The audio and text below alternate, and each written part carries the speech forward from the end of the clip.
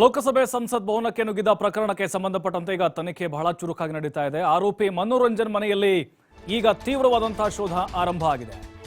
ಮೈಸೂರಿಗೆ ದೆಹಲಿ ಪೊಲೀಸರು ಆಗಮಿಸಿ ಸರ್ಚಿಂಗ್ ಮಾಡ್ತಾ ಇದ್ದಾರೆ. ಮಹಿಳಾ ಸಿಬ್ಬಂದಿ ಸೇರಿ 3 ತಂಡ ಈಗ ತನಿಖೆಗಿಳಿದಿದೆ. ಮನೋರಂಜನ್ ಕೊಠಡಿ ತಪಾಸಣೆಯನ್ನ ಈ ಸಿಬ್ಬಂದಿ ಮಾಡ್ತಾ ಇದ್ದಾರೆ. ವಿಜಯನಗರದ 2ನೇ ಹಂತದಲ್ಲಿ ಈ ಮನೋರಂಜನ್ ಮನೆ ಇದೆ. ನೋಡಿ, ಸಾಕಷ್ಟು ರೀತಿಯಾದಂತಹ ಸ್ಫೋಟಕವಾದಂಥ ಮಾಹಿತಿಗಳು ಸಿಗುತ್ತಾ ಇದೆ. ಈ ಮೈಸೂರು ಮೂಲದ ಮನೋರಂಜನ್ ಅವತ್ತು ದಾಳಿಯಾದಂಥ ಸಂದರ್ಭದಲ್ಲಿ ಈತನು ಕೂಡ ಇದ್ದ. ಯಾಕಂತ ಹೇಳಿದ್ರೆ ಮೊದಲು ಸಾಗರ್ ಶರ್ಮಾ, ಅದಾದಮೇಲೆ ಇವನು ಇಬ್ಬರೇ ಅಲ್ಲಿ ಒಳಗಡೆ ನುಗ್ಗಿದ್ದು, ವೀಕ್ಷಕರ ಗ್ಯಾಲರಿಯಿಂದ ಹೋಗಿದ್ದು, ಸಿಕ್ಕಾಪಟ್ಟೆ ಮಾಹಿತಿಗಳು ಲಭ್ಯ ಆಗ್ತಾ ಇದೆ. ಈತನ ಮನೆಯಲ್ಲಿ ಆ ಕೊಠಡಿಯನ್ನು ಲಾಕ್ ಮಾಡಿಬಿಟ್ಟಿದ್ದಾರೆ. ಕ್ರಾಂತಿಕಾರಿ ವ್ಯಕ್ತಿಗಳ ಪುಸ್ತಕಗಳನ್ನ ಈತ ಓದ್ತಾ ಇದ್ದ ಅನ್ನೋದು ಗೊತ್ತಾಗ್ತಾ ಇದೆ.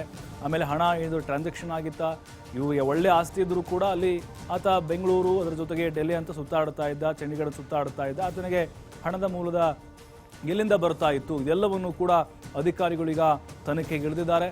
ಈ ಹಿಂದೆನೂ ಕೂಡ ಅವರ ತಂದೆ ಕೆಲವೊಂದಿಷ್ಟು ಮಾಹಿತಿಗಳನ್ನು ಕೊಟ್ಟಿದ್ರು. ಪ್ರಧಾನಿ ನರೇಂದ್ರ ಮೋದಿ ಅವರ ಅಪ್ಪಟ ಅಭಿಮಾನಿಯಾಗಿದ್ದ ಹಾಗೆ ಹೇಗೆ ಅಂತೇಳಿ. ಬಟ್ ಈಗ ಎಲ್ಲ ಆಯಾಮಗಳಲ್ಲೂ ಕೂಡ ತನಿಖೆಯನ್ನು ಮಾಡ್ತಾ ಇದ್ದಾರೆ.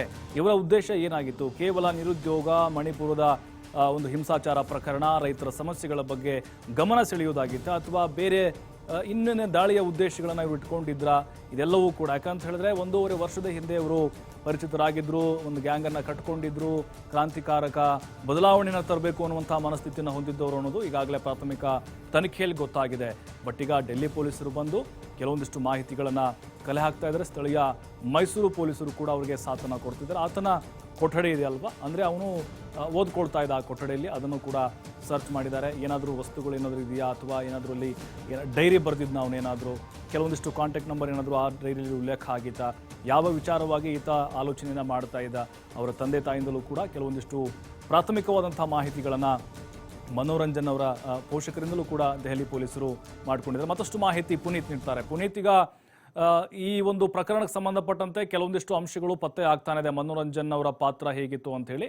ಬಟ್ ಈಗ ದೆಹಲಿ ಪೊಲೀಸರಿಗೆ ಸಿಕ್ಕಿರುವಂಥ ಕೆಲವೊಂದಿಷ್ಟು ಅಂಶಗಳೇನು, ಯಾವೆಲ್ಲ ಆಯಾಮದಲ್ಲಿ ಈಗ ತಲಾಶ್ ನಡೀತಾ ಇದೆ ಅವ್ರ ಮನೆಯಲ್ಲಿ ಅಂತ?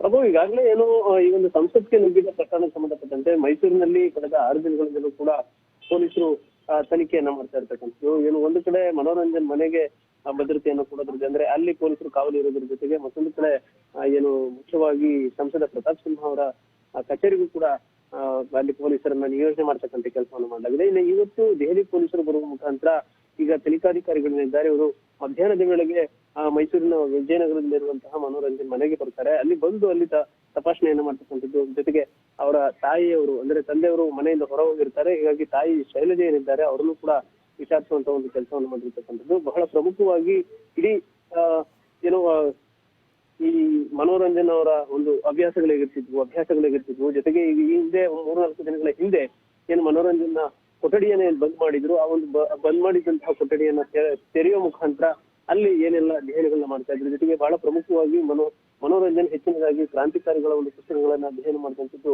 ಹೆಚ್ಚಿನದಾಗಿತ್ತು. ಹೀಗಾಗಿ ಎಲ್ಲವನ್ನು ಕೂಡ ಪರಿಶೀಲನೆ ಮಾಡ್ತಕ್ಕಂಥ ಕೆಲಸವನ್ನು ಮಾಡ್ತಕ್ಕಂಥದ್ದು. ಜೊತೆಗೆ ಸಾಗರ್ ಶರ್ಮಾ ಏನು ಮೈಸೂರಿಗೆ ಬಂದಂತಹ ಸಂದರ್ಭದಲ್ಲಿ ಏನೆಲ್ಲ ಮಾಡಿದ್ರು, ಎಲ್ಲೆಲ್ಲ ಓಡಾಡಿದ್ರು, ಎಲ್ಲದರ ಬಗ್ಗೆ ಕೂಡ ಮಾಹಿತಿ, ಜೊತೆಗೆ ಅವರ ಕಾಲ್ ರಿಜಿಸ್ಟ್ರಿಗಳು ಏನಿತ್ತು ಇದೆಲ್ಲವನ್ನು ಕೂಡ ಕಾಲಿಸ್ಟ್ರಿಗಳನ್ನೆಲ್ಲವನ್ನು ಕೂಡ ತೆಗೆಯುವ ಮುಖಾಂತರ ಈಗ ತನಿಖೆಯನ್ನು ಮಾಡಲಾಗ್ತಾ ಇರ್ತಕ್ಕಂಥದ್ದು. ಹೀಗಾಗಿ ಇವತ್ತು ದೆಹಲಿ ಪೊಲೀಸರು ಮೈಸೂರಿನ ಪೊಲೀಸರು ಒಳಗೂಡಿ ಈ ಒಂದು ತನಿಖೆಯನ್ನು ಏನ್ ಮಾಡ್ತಾ ಇದ್ದಾರೆ, ಇದು ಮತ್ತಷ್ಟು ಚುರುಕುಗೊಂಡಿರ್ತಕ್ಕಂಥದ್ದು. ಥ್ಯಾಂಕ್ ಯು ಪುನೀತ್ ತಮ್ಮೆಲ್ಲ ಮಾಹಿತಿಗಾಗಿ.